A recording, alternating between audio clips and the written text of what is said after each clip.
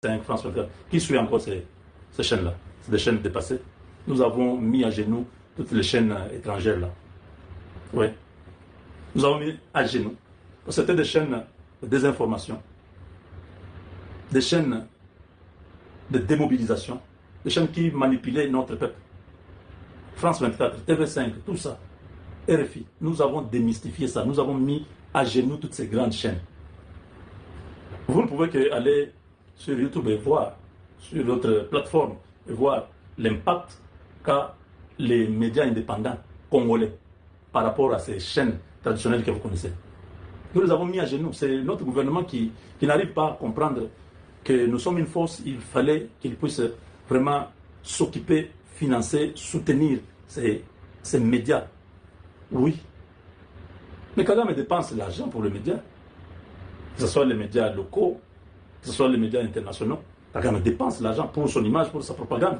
Mais au Congo, on ne connaît pas la valeur des médias. Notre gouvernement nous regarde. Ceux qui prennent l'argent, c'est d'autres personnes qui prennent autant d'argent pour des futilités. Mais les médias qui soutiennent les pays, vous imaginez dans cette guerre des informations, si nous n'étions pas là pour informer notre peuple, comment on allait résister à l'ennemi? Tout était déjà arrangé pour que le pays tombe.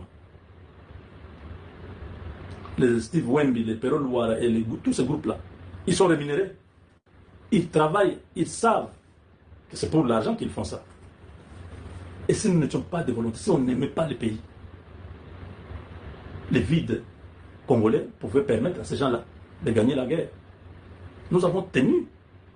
Ça ne doit pas continuer dans le bénévolat, non. This must stop. Le gouvernement congolais doit prendre ses responsabilités et doit savoir que les médias, c'est le quatrième pouvoir. Ce n'est pas ce que Patrick Mouya est en train de faire là. Patrick Mouya, je pense que c'est l'égoïsme, c'est la mauvaise foi. Il a la responsabilité des médias. Il devait financer les médias à travers son ministère. Le gouvernement congolais devait subventionner les médias. J'ai expliqué ça hier. Je vous ai dit des grandes chaînes pour survivre, que ce soit aux États-Unis, en France, dans beaucoup de pays développés. C'est le gouvernement qui s'occupe des médias. C'est les médias qui gèrent l'opinion. Les médias peuvent être capables de beaucoup de choses, en bien comme en mal. Si les médias n'est pas avec les gouvernements, c'est-à-dire si les médias n'est pas patriotes, les médias peuvent être nuisibles à la patrie. Ils peuvent travailler avec les ennemis pour détruire le pays. C'est pourquoi nous sommes un média patriotique. Tous ceux qui travaillent pour que le Congo réussisse, ce sont des médias patriotiques qui devaient avoir le soutien du gouvernement. Je reviens sur ce que le premier vice-président de l'Assemblée nationale avait dit. Il a dit que Jean-Marie Kassamba, le président Tshisekedi, n'a pas encore un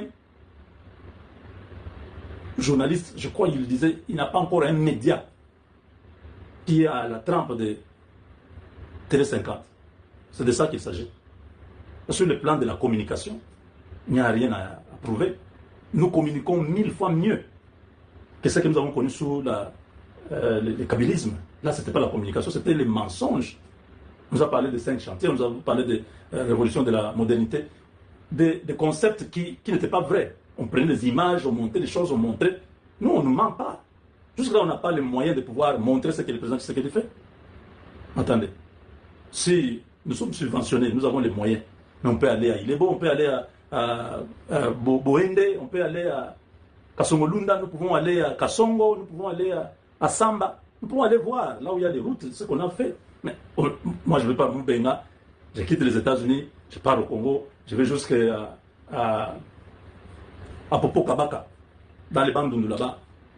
Hein? Ou je ne sais pas, Bafouassende, en province orientale, avec mes propres frais. Je paye l'avion de Kinshasa jusqu'à Kisangani. Kisangani, je prends la voiture pour aller jusqu'à, par exemple, à Ouacha, pour aller voir ce que le président Tshisekedi a fait, les maisons qu'on a, donc, les écoles qu'on a consultées. Je ne peux pas les faire avec mon argent. C'est impossible. Mais la télévision que Mouya gère, la RTNC, n'arrive pas à communiquer comme il le faut. Il y a un déficit total. Je ne dis pas qu'ils ne font pas, ils le font, mais ils ne sont pas au niveau qui est attendu pour que le monde et même les Congolais voient ce que Tshisekedi fait. Le président Tshisekedi a fait beaucoup. Mais la communication est déficitaire. C'est ça le problème. C'est que nous faisons, nous sommes plus dans la partie un peu plus politique. Nous ne sommes pas dans les infrastructures, dans les œuvres que le président a réalisées. Et ceux qui travaillent là-bas à la RTNC, qui font ce travail-là, ils le font, mais le niveau de la pénétration au niveau social est très faible. Si vous faites aujourd'hui des sondages dans la population pour vous dire ce que le président Tshisekedi a réalisé, beaucoup vont vous dire, bon, tu éviter. Pourquoi? Parce que la RTNC n'est plus consommée. La RTNC, c'est devenu une chaîne comme toutes les chaînes là traditionnelles que beaucoup de gens ne regardent pas. Les gens sont sur leur téléphone, des petites histoires, 15 minutes, des choses que nous parlons là, ça passe vite. Donc Mouya devait comprendre. Travailler avec des chaînes comme nos chaînes ici, nous sommes nombreux. Prendre même 10 chaînes, 10 grandes chaînes. Donc, toutes subventionnées. Par exemple, bon, on donne un forfait à chaque chaîne. Par exemple, je dis, je prends un montant par hasard. 500 000 $. Ça représente quoi? 5 millions de dollars. 500 000 $ à chaque chaîne. Ok, achetez vos matériels, soyez capables de pouvoir les mettre sur satellite et tout ça, tout ça, tout ça. Les gens achètent. Oui. Et vous commencez à fonctionner. Vous avez accès à toutes les zones, on vous donne des autorisations, vous pouvez aller filmer, vous pouvez faire des reportages et tout ça. Et je ne sais pas si vous comprenez un peu. Ça pouvait être possible. Mais nous faisons des choses élémentaires parce que nous ne sommes pas un gouvernement, on n'a pas les moyens. L'argent sort. Cet argent-là n'a jamais été donné. Tous les médias congolais ne reçoivent pas ça. Contrairement à l'époque des politiques Kanambe, les Jean-Marie Kassamba ont reçu les moyens nécessaires. Il y avait Télé 50, il y avait Digital Congo, il y avait encore quoi? Je crois que c'était à peu près 3 comme ça. C'était des chaînes qui étaient sponsorisées, financées par des régimes qui étaient à l'époque. Aujourd'hui, sous Tshisekedi, quelle est la chaîne qu'on peut vous montrer? On dit voilà, cette chaîne est subventionnée ou soutenue par... Non, on vous appelle pour des activités ponctuelles, venez, il y a telle conférence, vous venez là, vous faites seulement ça, c'est fini, c'est fini. Non! Quand chacun a commencé, c'était la volonté de chacun de le faire. Mais quand vous voyez maintenant que ça devient une chaîne, ça devient une chaîne, ça, l'audience A, l'audience B, l'audience C, l'audience E, F, mise ensemble, nous avons à peu près 2 millions ou 3 millions de personnes qui regardent ces gens chaque jour. Vous négligez cette percée sociale, mais ces gens-là, regardez, je veux dire, je crois au ministre, Excellence, Patrick Mouyaï, aux États-Unis, quand vous avez déjà 10 000 personnes qui vous suivent, que ce soit sur TikTok, que ce soit sur Instagram, que ce soit sur YouTube, toutes ces plateformes de médias, FBI commence à vous suivre. CIA commence à vous suivre. Vous avez une audience déjà qui dépasse les 10 000. Ce que vous faites, même si c'est banal, même si c'est seulement danser, on regarde de temps en temps, on regarde. C'est monitoré, c'est automatique dans leur machine là-bas. Ils ont des tableaux de bord où on peut... Ah, celui-là, qu'est-ce qu'il fait? Non, lui est dans la musique, ah, il danse seulement, ah, il chante. Oh, ok. Ah, celui-là, ils sont dans la politique, ah, ils suivaient un peu ce qu'il... On suit. Parce que vous avez 10 000 personnes qui vous suivent. Qu'est-ce que vous dites pour qu'il y ait 10 000 personnes? C'est ça les questions que ces gens-là se posent. Qu'est-ce qu'il fait? Quel est son contenu pour qu'il ait 10 000 personnes déjà qui le suivent? Mais regardez, vous avez Moubenga qui a plus de 400 000. XY qui a 300 000, qui a 200 000, qui a 500 000. Je vois Sango, Israël tomber dans les 600 000. Donc, vous regardez toutes ces personnes-là. Vous laissez seulement comme ça. Vous dites non, vous êtes ministre, vous vous occupez seulement de... Non, non, non, non, non, non. Vous devez proposer ça. Si vous n'avez jamais ça, alors je vous donne une proposition. Faites une proposition au gouvernement congolais pour dire, voilà, nous prenons, par exemple, ceux qui ont 1 million d'abonnés jusqu'à 200 millions d'abonnés. Pour un premier temps, on les accompagne. On leur donne les moyens, ils s'établissent, ils peuvent faire beaucoup pour la République. Parce que déjà, eux-mêmes, ils ont démontré qu'ils sont capables. Sans argent. Mais quand vous mettez les moyens, ils peuvent encore faire mieux. Comme ça, ceux qui sont en dessous de 200, quand ils vont aussi monter, peut-être 2 ans après, vous pouvez prendre encore, réactualiser, parce que ceux qui sont au-dessus là, ils peuvent s'affaiblir, peut-être disparaître. C'est comme ça. Mais vous utilisez la force que vous avez. C'est vous qui serez gagnant dans tout ça. Quand vous allez voir, la communication là devient une communication intensive au niveau ça dépasse même les frontières. Tous les crédits reviendront au ministre de la Communication qui a bien ciblé, qui a bien orienté les choses. Donc, je voulais vraiment que les choses soient claires sur ce point, parce qu'il y a des gens qui ont mal pris les propos du premier vice-président de l'Assemblée nationale. Non, il a dit que Jean-Marie le président Tshisekedi n'a pas encore trouvé un journaliste qui a la trempe de Jean-Marie. Non, ce n'était pas dans ce sens-là. Il a fait passer le message indirectement au président et au gouvernement pour que le président puisse s'investir, qu'il puisse soutenir nos médias. Parce que c'est les médias de la République qui travaillent pour le bien de la République. Voyez, au milieu de ce chaos, cette guerre qui nous avait été et qui nous est imposée parce que nous sommes encore là-dedans, si tous ces patriotes n'étaient pas là, on ne parlerait pas de ce pays. Alors nous n'ignorez pas parce que le pire n'est pas arrivé. Dieu nous a aidés.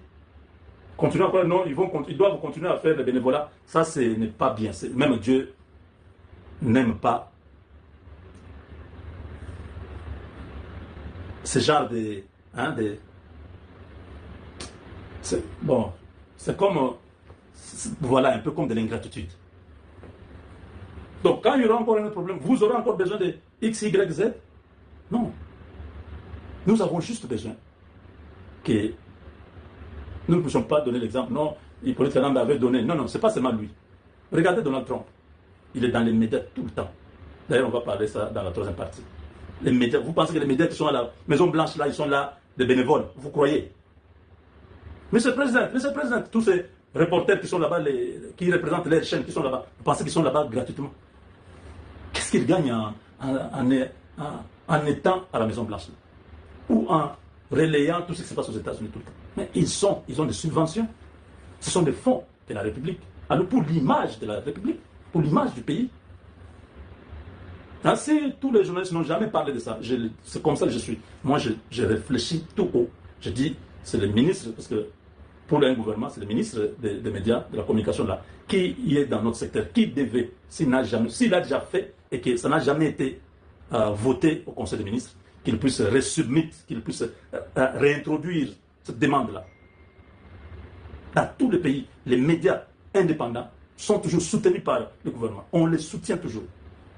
Au Congo, on veut que tout soit gratuit, que ce soit le bénévolat. Mais d'autres personnes profitent, gagnent beaucoup d'argent, qui ne font rien pour la République, qui ne prennent aucun risque pour la République. C'est eux qui s'enrichissent, c'est eux qui profitent. Non, ça ne doit pas se faire comme ça. Nous sommes dans une République, un pays, on doit savoir être sérieux dans beaucoup de choses. Il faut que certaines choses soient dites comme ça, pour que les choses changent. Nous avons besoin, je n'ai rien contre le ministre, c'est un frère, nous avons plusieurs fois travaillé ensemble. Mais quand il faut dire la vérité, il faut le dire comme ça, parce que toutes les fois, on voit toujours les mêmes choses revenir, ça ne peut pas continuer comme ça. Quand on dit certaines choses clairement comme ça, tout le monde dans l'esprit, dans la tête, les choses sont claires, on comprend qu'il y a un problème, il faut qu'on puisse corriger ça. Je ne le dis pas pour moi, il y a plein de chaînes que je dis, si je dis, on peut prendre cette tranche-là, de ceux qui ont 1 million d'abonnés qui sont en train de travailler pour la République. Je ne dis pas les gens qui sont en train de danser. Quelqu'un a 1 million d'abonnés, mais c'est un comédien. Il n'a rien à voir là-dedans. Nous parlons, quand vous regardez aux États-Unis, vous voyez le CNN, vous voyez les Fox News, NBC et tout ça. Oui, ces chaînes-là accompagnent le gouvernement. Parce que ce sont des chaînes, ce sont les médias qui éduquent, qui informent, qui orientent l'opinion. Donc vous devez faire très attention avec les médias. Vous devez travailler ensemble. Nous sommes dans la même équipe. C'est comme les hommes de Dieu. Dans une république normale, même les pasteurs, ils doivent être payés par le gouvernement. Donc, les pasteurs, mais je crois que c'est l'église ou c'est les pasteurs? Je crois que c'est les pasteurs. Aux États-Unis, ça se fait. On paye. Parce que ces hommes-là ont la charge sociale d'éduquer. Ont la charge de la moralité de la société. Donc, l'État a le devoir de pouvoir soutenir ces gens pour qu'ils fassent ce travail-là. Parce qu'une société équilibrée, une société d'une bonne moralité, il y aura moins de problèmes, il y aura moins de crimes, il y aura des patriotes qui vont payer leurs impôts, des hommes qui vont respecter leurs semblables. Vous voyez, c'est à l'église où on enseigne les valeurs chrétiennes, les valeurs du bien. Voilà. Ce sont des choses qui n'existent pas chez nous. Mais que nous avons découvert chez autrui, nous voulons que ça soit fait, si ça n'a jamais été fait. Je crois que c'est clair, n'est-ce pas?